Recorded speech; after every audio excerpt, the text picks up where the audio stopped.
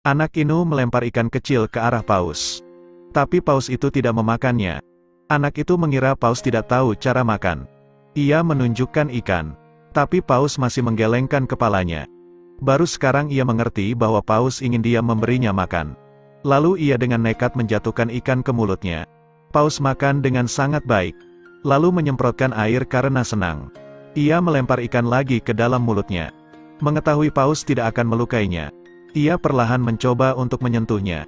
Paus juga aktif mengangkat kepalanya. Anak itu menyentuh kepalanya dengan lembut. Paus tampaknya juga menikmati perasaan ini. Saat anak itu kembali, ia melambaikan satu tangan ke atas. Paus juga mengangkat satu tangannya. Dia menoleh lagi. Paus juga terlihat mengikuti. Anak itu menjulurkan lidahnya. Paus pun tetap mengikutinya. Anda pasti bertanya-tanya mengapa Paus mendengarkan bocah ini. Itu karena beberapa hari lalu ia tak sengaja masuk ke akuarium. Tiba-tiba ia ketakutan karena melihat paus. Tapi belum berlari seberapa jauh. Suara tangisan menarik perhatiannya. Karena penasaran ia mendekat ke panel kaca untuk melihat. Satu paus pembunuh berenang perlahan di dalam air. Untuk melihat dengan jelas, ZC pergi ke atas akuarium. Pertunjukan sudah berakhir. Tetapi ia masih belum melihat paus. Pelatih binatang memberitahunya bahwa paus itu temperamen. Sangat sulit untuk melatihnya. ZC dengan kecewa kembali ke tempat lama. Lalu mengeluarkan terompet untuk ditiup. Tak disangka saat mendengar suara terompet, Willy berenang ke arahnya. Ia juga terlihat sangat gembira. Dia segera berlari ke tangki air. Willy melompat kegirangan keluar dari air. Di malam hari ZC menyelinap melalui jendela untuk pergi lagi ke akuarium. Ia duduk di tepi kolam dan meniup terompet. Mendengar suara terompet, Willy melompat gembira lagi. Tapi suara keras menarik perhatian penjaga. Dia panik dan segera berlari. Namun sayangnya ZC tersandung hingga terjatuh ke dalam air. Willy perlahan berenang mendekat.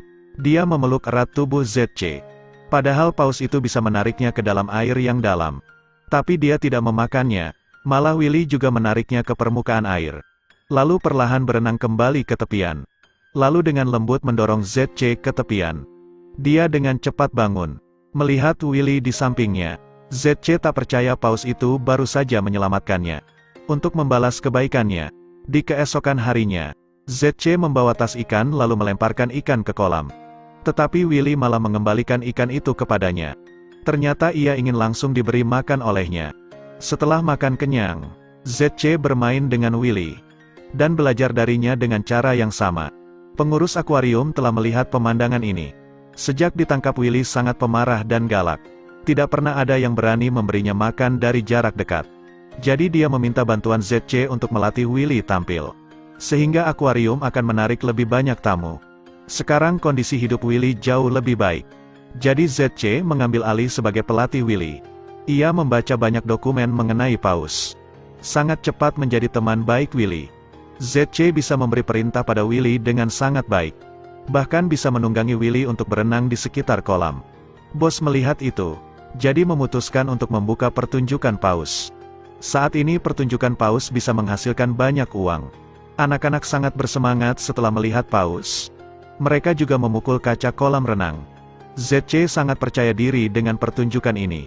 Tapi ZC tidak menyadari bahwa Willy memiliki sinyal yang agak aneh. Karena mereka memukul kaca kolam renang. Itu telah mempengaruhi otot sensor suara dari Willy. Sehingga membuatnya pusing. Jadi Willy muncul dari dalam air untuk meminta bantuan kepada ZC. Namun ia tidak mengerti apa artinya. Dia berdiri dan memberinya instruksi. Tapi Willy menggeleng sebagai penyangkalan. Kemudian ia berbalik dan berenang menjauh. Ketukan kaca semakin lebih kuat. Willy marah dalam sekejap. Segera menakuti semua orang. Bos tidak marah karena kejadian tak terduga ini. Dia melihat jendela yang pecah lalu tersenyum aneh. ZC dengan marah melempar peluit pelatihan. Kenapa ia terus-terusan menggelengkan kepala? Tapi saat hendak pergi, ZC melihat bosnya melubangi tangki air.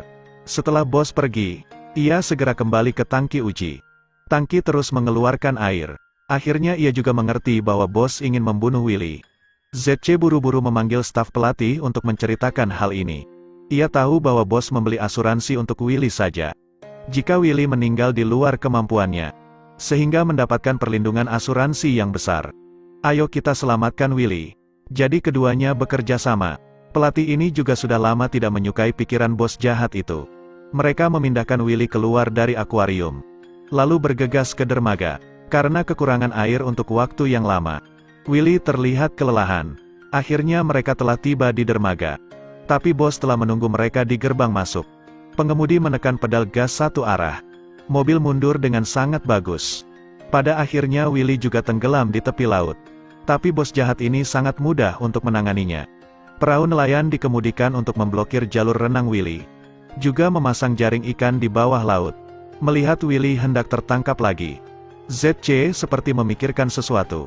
Willy cepat berenang mendekatinya. ZC dengan sedih mengucapkan selamat tinggal. Namun akhirnya ia berteriak dan mencoba untuk mempercayainya. Saat ini ZC melambaikan tangan lalu menunjuk ke langit. Willy seolah-olah mengerti perintahnya. Ia meluncurkan dirinya keluar dari air. Akhirnya dikembalikan ke lautan bebas. Ia bersorak untuk itu. Willy juga melompat keluar dari air. Seolah mengucapkan selamat tinggal. Cerita pun berakhir. Terus ikuti Edelweiss Review untuk mendapatkan update cuplikan film terbaru.